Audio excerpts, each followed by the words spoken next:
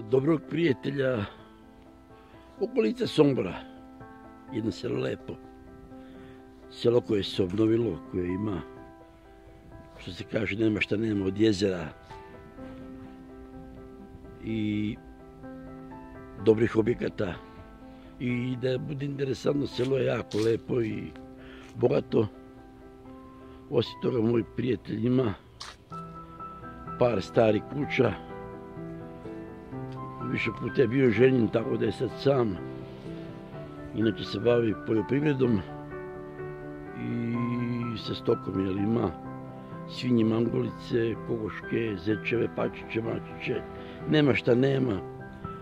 Tako da tu, što kaže Bosanac, ne mere on sam da boravi.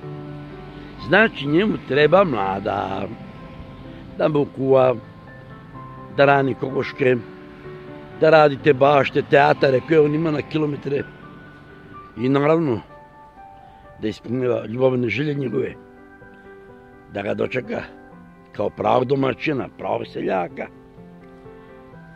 Sad ja planiram šta i kako, ali ja ću brzo rješenje donesti i ja ću to rešiti. Ja ću njemu naći jednu damu da bude malo jača, snažnija, pošto ipak to, što se kaže, fizički posao i selo, jel? Treba rad, treba obrada, treba i obrtaj, uspjeha sa svih strana. Ja ću njemu naći ženu damu koja ima minimalno 5-6 djece. Da ja njegove domove udomim sa članovima i da to bude veselje i radost. Da se ta djeca, što se kaže, odgajaju u zdravlji, u zdravoj hrani. Dakle, bašta, on ima voćnjake, nema šta nema od voćki. Tako da bi toj djeci bilo dobro. Sad on traži slobodnu damu, što je interesantno.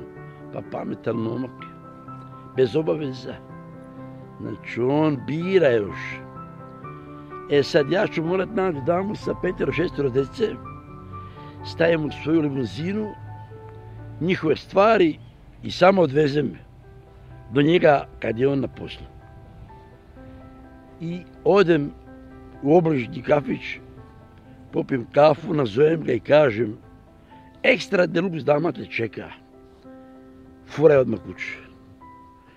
I onda kad dođe kući ima će šta da vidi. Ženu, decu i naravno stvari. I onda ja mislim da će biti poziv: gospodine, nemojte tako, gdje ću, šta ću. I onda ću ja gledati da ga primirim. Pošto imaš objekte, imaš zemlju, imaš uslove, oni nemaju jadni gdje, šta će. Znači, ti si sad otata. Otata je na mađarskom tata, papa. Znači, papa, tata, muž si sad, oženjen si. Tako da, ja ti želim svu sreću, zdravlje i srećan brak, živeli.